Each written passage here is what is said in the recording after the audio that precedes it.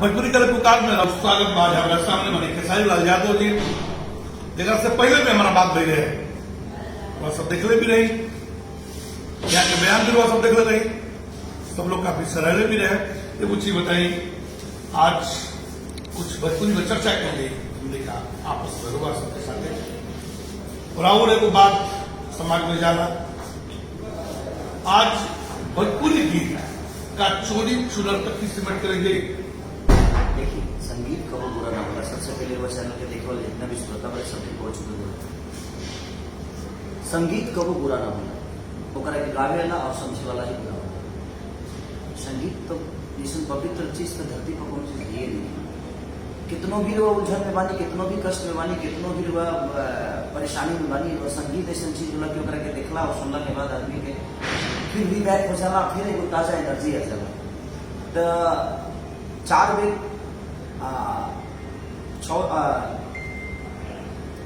6 शास्त्र 18 पुराण में सबसे बड़ा सामवेद के मानव है। इससे मानव है कि कहीं ना कहीं सामवेद संगीत के एगो परिकाष्ठा और सामवेद जो जान गई वो तो कबो गलत नहीं कर सकते, जे ना जाना लोग गलत करे। और जहां तक समाज की बात, हमारा कहे का मतलब बाबा कि गंगा के पानी से अगर पाप धुल जाए धरती पर पापी नजरे नहीं। हमने के मन के अंदर जो गंदगी वो करे तो पहले क्लियर कर जरूरी ना। गंगा के पानी से अब चाहे दुनिया के कौनो पानी से, कौनो पवित्र पानी से रहो पहले साफ कर सकते हैं,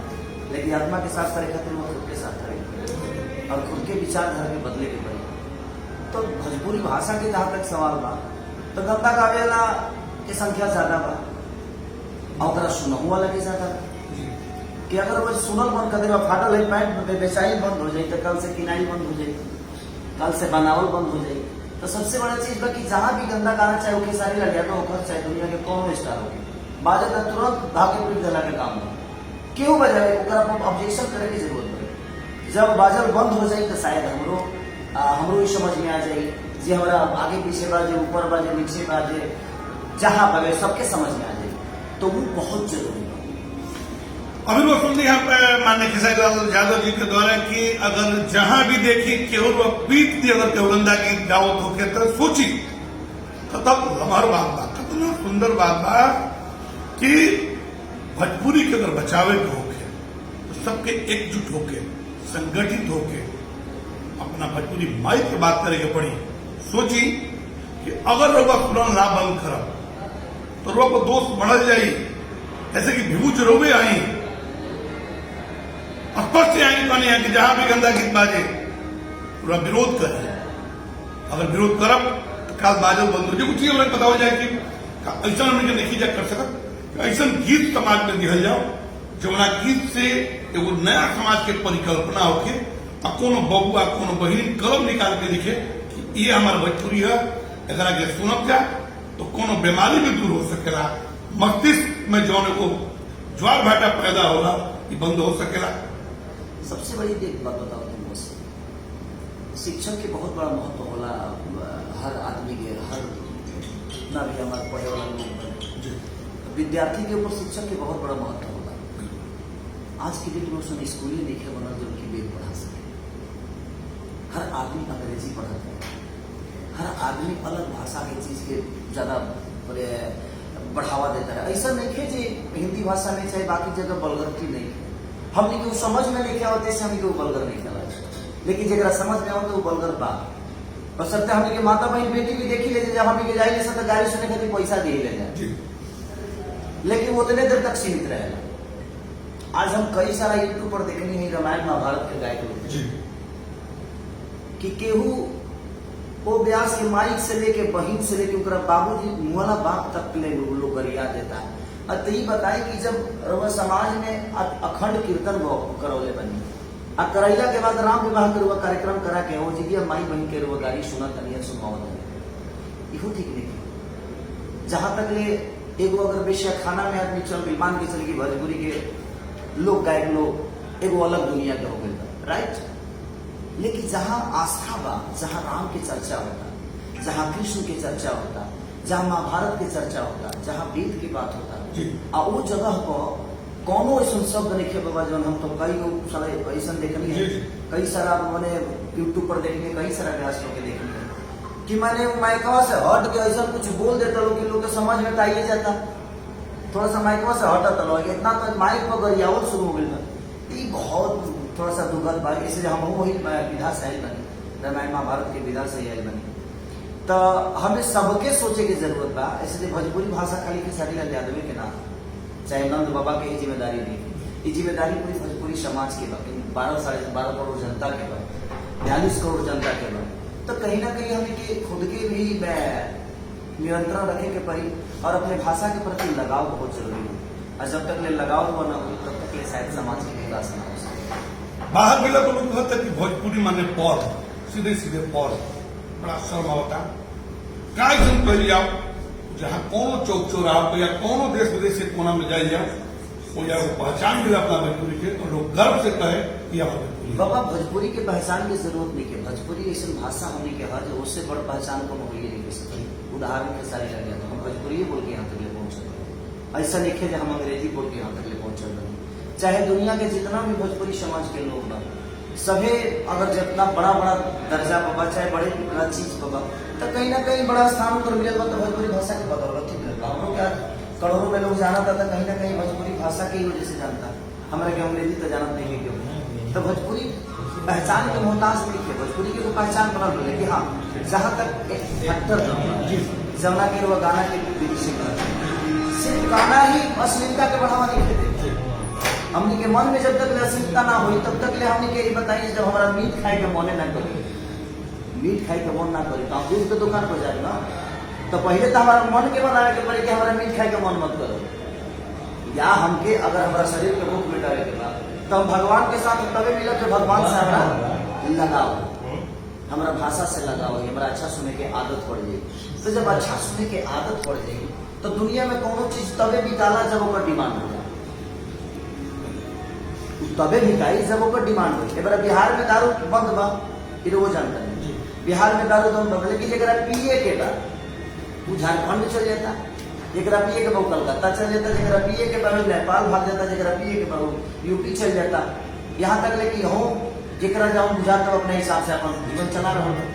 अच्छा एक चीज बताइए, यूट्यूब पर जातिवाद, जिलावाद के जिला के फलाना जिला सार है फलाना एक कई के गीत जो रहा होता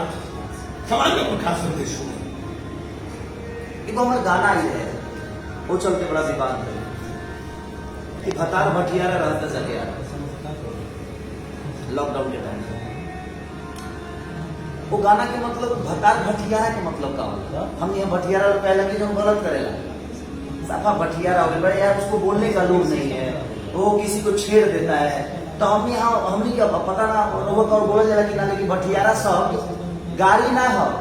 वो केहू गलत करे तरह सा भटियारा हो बड़ी करे हमनी के कही देता।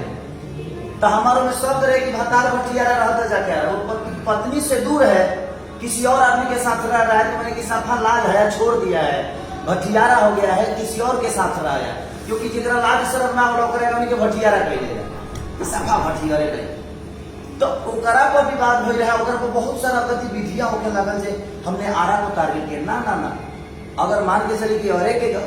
गांव के बगल के कोनो औरत भी आओ कर पति जाके आरा में डेरा लेके कोनो औरत के साथे रहे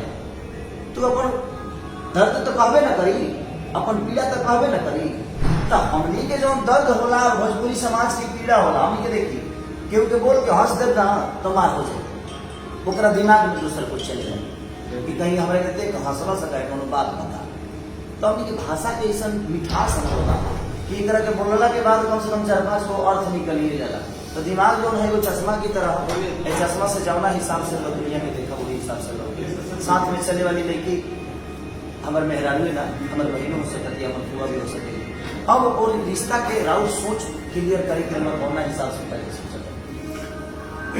कि खेसारी लाल जी भी बहुत गंदा गीत गाओ तने एकरा पर पहले के सवाल के लिए खड़ा के लिए ओकर बाद खेसारी लाल जी भी गंदा बोल रहे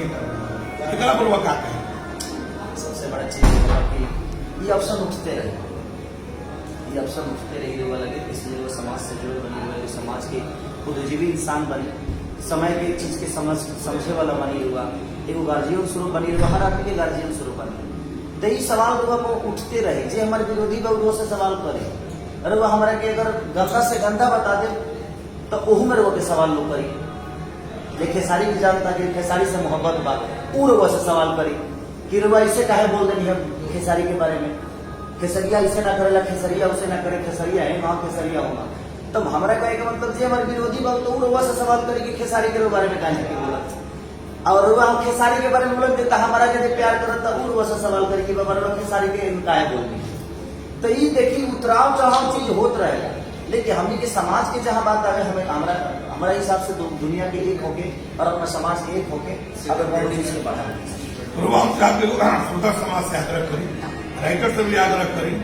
और ब्लैक लोग से भी आग्रह करी अपना भोजपुरी के बारे में, भोजपुरी क्वेश्चन होने की चाहिए,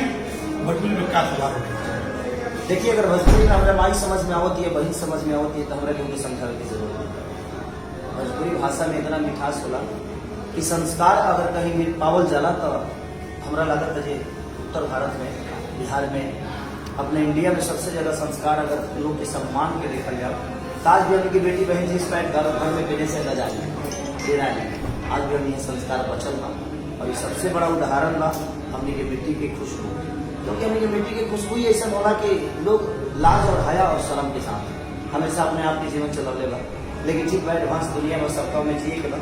बट संस्कार से और अपने माँ बाप की सेवा से कबो पीछे मत हटी, और वो माँ बाप जो कैले बा ओकरा के जरूर याद करी, शायद जीवन में कबो गलत। अभी बात सुननी है माननीय खेसारी लाल यादव जी से कि माई की याद करके माई को सुधारे की पड़ी, अब भी अपना माई बाप के समझियो करा के संस्कृति के बात ना समझावे की पड़ी। तो तमाम लोगों से आग्रह कर कि जे भी अपना भोजपुरी माई से प्यार कर दो के, जे भी अपना भोजपुरिया से प्यार कर दो के, कहीं भी गंदा गीत बात हो के, कोनो जाति, कोनो धर्म, कोनो समुदाय के गायक फोकस अगर गलत होके तो विरोध करी, बढ़िया होके बढ़ावा दी, जातिवाद के समाप्त करी, जीरावाद के समाप्त करी, गाली गलौज समाप्त करी। यूट्यूब पर भी जो गाली गलौज चलता उससे संस्कार खराब होता, छोटे छोटे क्या गाली लिखता हूँ। सोचिए आज आ वाला कल में क्या करी हम, अब तमाम लोगों से कहते हैं भोजपुरी के बचाव का एकजुट होकर लागल जाओ, भोजपुरी के बचाओ जाओ, भोजपुरी के आठवें सूची पहुंचाओ जाओ। जाते जाते भी छोटा सा सवाल कर रहा हूँ भाई खेसारी लाल यादव जी से, आज यूट्यूब पर देखा तो एगो दूसरा के गाली देता हूँ, ये कहां से बोल पाता रोड पर चलत होता, रोड पर फॉर्च्यूनर चले, तरापे चले, ट्रैक्टरों चले, हाथों साइकिल चले, वो जो साइकिलों को लोग बढ़ावे, कितना लोग पी के गिरी हुए, 100 में से दुनिया में पी के रोडवा पर गिरल, ओकरा खातिर यूट्यूब गुनाहगार नहीं है, चाहे जनता गुनाहगार नहीं। तो कुछ अलग प्रकृति के लोग बाजे, अलग दुनिया से आए, ओकरा फेसबुक पर अपन पहचान बनाने के बाद, केहू के गरियाइए के पहचान बनाने के बाद, केहू के उल्टा बोलिए के पहचान बनाने के बाद, ओकरा के लोग कब रोकिए ना पाए और रुके वाला नहीं थे। ऐसे जो संस्कारहीन इंसान बा ओकरा के लोग कैसे रोको, जब ओकरा इतना बुझाते नहीं कि हम किसी के माँ को गाली दे रहे हैं, किसी के बहन को गाली दे रहे हैं, किसी के सम्मान को ठेस पहुंचा रहे हैं, तो जो अपने माँ बाप का सम्मान करता होगा वही ना किसी के माँ बाप का सम्मान करेगा। तो आप उससे सम्मान का बिल्कुल इच्छा मत रखिए जो मुझे मेरा सम्मान करे। एक छोटा सा अपील उनसे कम भैया अपना संस्कार के अच्छा मैं किसको अपील करूं? बस सबको देखिए, हम खेसारी लाल यादव सबके अपील करते हैं कि संस्कार जे भी गाली देते हो के कम से कम के बंद कर जाओ। अरे वो जितने मना करे वो तने ठीक है, ओकर आदत में बा, लेकिन ओकर आदत में बा कि हम का बोली दुनिया में रोज जितना ओकर के मना करब ना ओकर बुझाई जे अब हम कर लागत हमरा ना लागे, हम जीवन में आज ले रिएक्ट कइबे ना करें, हम ना करें तरह गरियावे। अगर उसको ये लगता है कि खेसारी को गाली दे देने से उसको खुशी मिल रही है तो बाबा उसको हक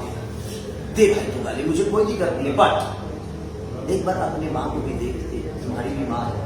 मेरी भी माँ है, और पब्लिकली आप किसी को बेइज्जत करते हो, किसी की माँ को गाली देते हो, चुप है वो आदमी, इसका मतलब ये नहीं कि कमजोर है। ठीक है मैं चुप हूँ, यही काम अगर किसी और के साथ करोगे तो आपका व्यवस्था कर देगा। तो मैं इसीलिए मैं सोचता हूँ कि मैं कितने लोगों का जवाब दूंगा बताइए, मुझे काम इतना करना होता है, मैं महीने का कम से कम एक दिन में 32 गाने गाता हूँ, तो कहीं ना कहीं वो भटक जाएगा आदमी। इसीलिए मैं जवाब नहीं देता,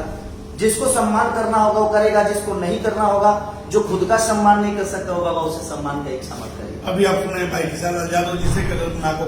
कोई गाली देता है वो संस्कार विहीन है, संस्कार से परे है। तो मैं तमाम लोगों से कहता हूं, अगर ये बात है तो संस्कार से भटकिए मत, किसी के माँ बहन को गाली मत दीजिए, क्योंकि वो आपकी भी माँ है, आपकी भी बहन है, आपकी भी बेटी है और आप ही के बीच की है। तो मैं तमाम लोगों से आग्रह करता हूं कि संस्कार के बीच रहिए, संस्कार को बचाइए, विहीन मत बनिए, अपने भोजपुरी को बचाइए, भोजपुरी को 8वीं सूची बचाइए।